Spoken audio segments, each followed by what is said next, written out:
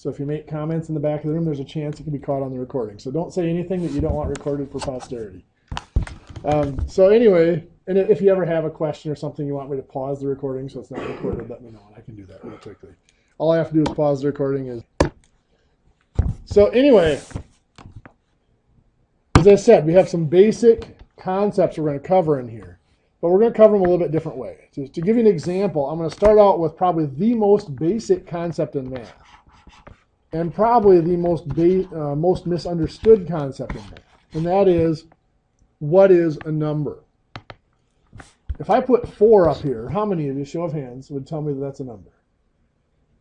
Most of you would, right? You're a little leery now because I'm asking, so you know there's probably a trick to it. 4, most people would say that's a number, but it's actually what we call a numeral. It's just an amount. It tells us how much, but it's not the whole story. To truly be a number, it has to have 2 parts. Like you might have 4 cows. Now it's a number. It tells us how many, 4, which I'm going to call the count. But it also tells us of what? In this case, cows. I'm going to call that part the name. So to be a number, it must have both a count and a name. To understand then how that affects things, well, let's look at our 2 most basic math operations. We're going to look at addition and multiplication. Now, some of you might be thinking, what about subtraction? Isn't that more basic than multiplication? It is, but subtraction and addition are really the same operation, just one's going forward and the other's in reverse. So any of the things we say about addition are also pretty much true for subtraction. And of course, the same with multiplication and division. They follow the same rules as well. So let's take a peek. Let's take something like 4 inches plus 7 inches. If we add those, what do we get? 11 inches. Well, that's not so tough, right? Probably not quite worth your $240 for the course yet. But let's look at what happened with our count and our name. Let's look at the counts. We have 4 and 7, and they were combined through addition to make 11. So when we add numbers, we combine the counts. Well, let's look at the names. We have inches and inches, and it became inches. We just ended up keeping the same name.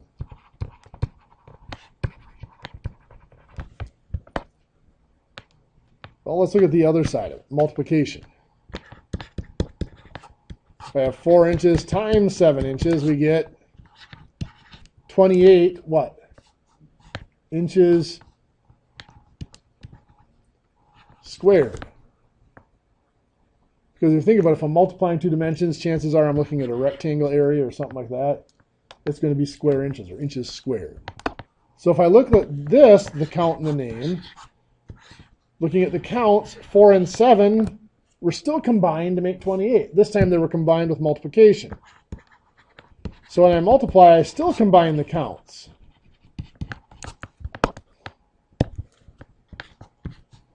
But the big difference is with the names. I had inches and inches, and it became inches squared. When I multiply, we also combine the names.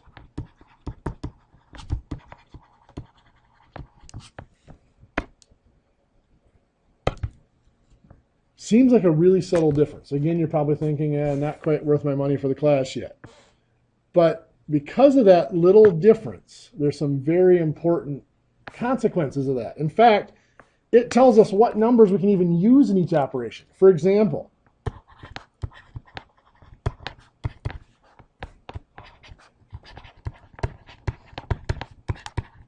can I take 5 cows plus 9 boys and get 14 cowboys? Doesn't work, does it? Or if I did it the other way,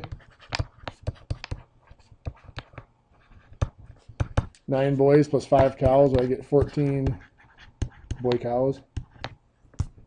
Anybody with a farm background in here? A little bit? You can tell me that's a whole bunch of bull, right? Okay, a long way to go for a joke.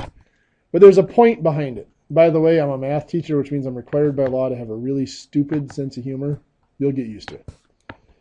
But anyway, there's a point behind the joke there. The point is, we can't add 5 boys to 9 cows because they have different names. When we add numbers, we're going to keep the same name, which means we must start with the same name. We can't keep the same name if we don't have it to begin with. When we multiply, however, we're not going to keep the same name. We also combine the names, which causes some differences for us. For example, let's say we had like 5 inches plus 2 pounds. What are we going to get? Well, trick question. We're going to get 5 inches plus 2 pounds. Or 5 feet plus 2 pounds, however you want to do it. But if we had 5 inches times 2 pounds, we would get, well, we combine the counts. 5 times 2 is 10. But we're also going to combine the names. Inches times pounds or inch pounds, which is a unit of torque. When we multiply, we can combine those because we're not going to keep the name. We're going to combine the names. So when we multiply, we do not have to start out with the same name. This goes into our other forms of numbers as well. It explains all these different rules we've learned for decimals and fractions and algebraic numbers and all that fall into these same 2 general rules. Let's look at another form of number, everybody's favorite, fractions. If I asked people on their way in the door what they hated most about math, 4 out of 5 people would say fractions. The other 1 out of 5 would probably say the teacher. But anyway, just to review, the top number is called the numerator. Bottom number, denominator. I realize I have horrible handwriting, if anything, and I also am a very poor speller. If anything ever appears up here that doesn't look like you don't recognize the word or whatever, trust me, it was meant to be English. I probably just misspelled it or my handwriting sucks, so don't be afraid to ask me what something says. I won't be offended. What's it mean to numerate? Well, every 10 years, our government sends people out to do the census to numerate the population. What are they doing? They're counting. Numerator is a count. Denominator. Well, we have different denominations of money, different denominations of religious organizations. To denominate means to classify or to give a name. So a fraction, 3/4, is just a count in the name. A lot of people look at 3/4 and they see 2 numbers, a 3 and the 4, but it's not. It is a single number with 2 parts. The 3 tells us how many. We have 3 of something here. The 4 tells us of what. Just like having inches or pounds or cows, here we have fourths. So that 4 isn't a number, it's a label, it's a name. So when I go to add fractions, like 2/7 plus 3/7, somewhere around 3rd or 4th grade, your teacher told you, when you add fractions, you must have a common denominator. Well, that's not a new rule just for fractions. When we add any numbers, we must have the same name. 3rd or 4th grade teacher also told you that you're going to add the numerators. 2 plus 3 is 5, and then keep the common denominator. Again, that's how we add all numbers. You combine the counts, keep the same name. If we had 1/4 plus 2/5, what do we get? Well, can we add those the way they're written? No, we can't.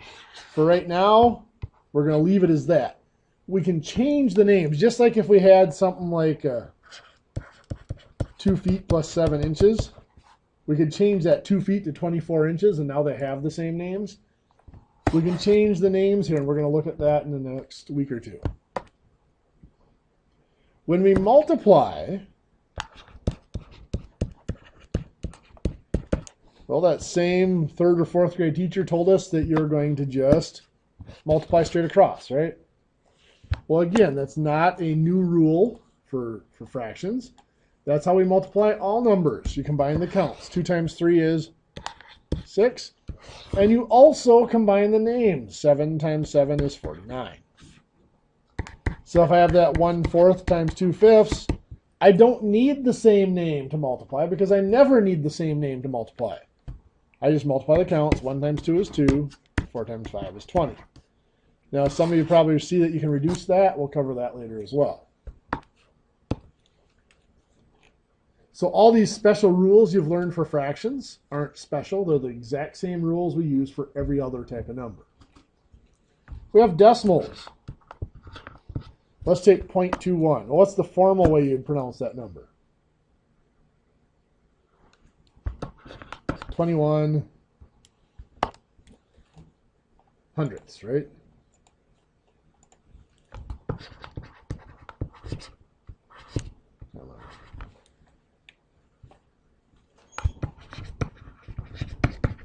When you write it that way, it's pretty obvious, the count and the name. So let's say I wanted to add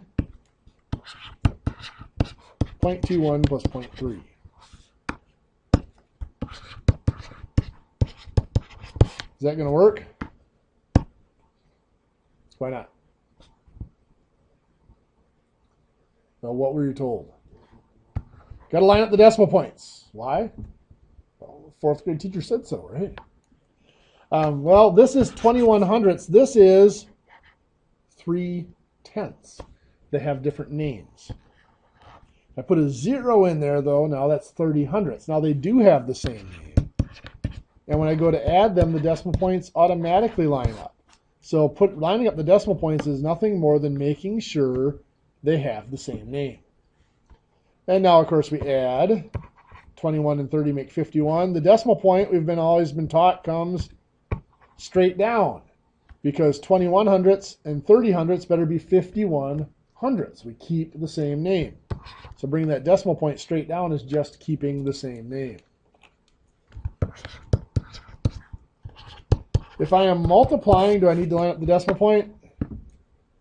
No, because when I multiply, I don't need the same name. Well, 21 times 3 is 63. Where's my decimal point go?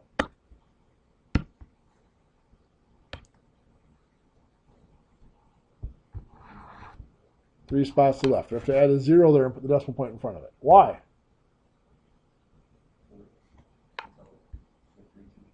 Fourth grade teacher said so.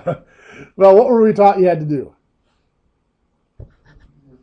Count 1, 2, 3 decimal places in the problems, then you count backwards. 1, 2, 3 decimal places in the answer. Well, again, why? Well, this is 21 hundredths. This is 3/10. 21 times 3 is 63, but when we multiply, we also multiply the names. Hundredths times tenths is thousandths. So when you're counting up those decimal places in the problem and putting that many in your answer, all you're doing is combining the names. Well, let's get to the real fun. Algebraic numbers. A lot of people get nervous when the letters and the numbers start coming together. But if you've worked with numbers as a count and a name, there's nothing new here. You have a count, 4, and you have a name, X. Just like 4 inches or 4 cows or 4 pounds or 4 sevenths, you have 4 X's. The only real difference is you know what a pound or an inch or a seventh is. You don't necessarily know what X is, but it doesn't matter. If I have 4X plus 7X, I'm going to get 11X. We combine the counts and we keep the same name. However, 4X times 7X would be, combine the counts, 4 times 7 is 28, but we also combine the names. X times X is X squared.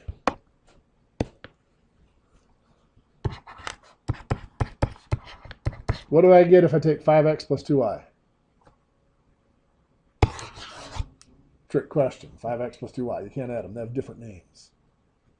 To add them, they must have the same name. However, 5X times 2Y, just like up here where we had inches and pounds, we couldn't add them, but we could multiply them. We get what? 10xy. Good. 5 times 2 is 10. X times y is just xy. Just like inches times pounds is inch pounds. So you can see all these separate rules that you've learned for fractions and decimals and algebraic numbers are all the same rules. They just look different because each form of number looks different. So throughout this course, it's my goal to try to show you some of those connections that are the same between forms of numbers. So rather than memorizing these thousands of rules that there are in math, all you really have to do is learn some basic concepts and put it together from there. That's enough for the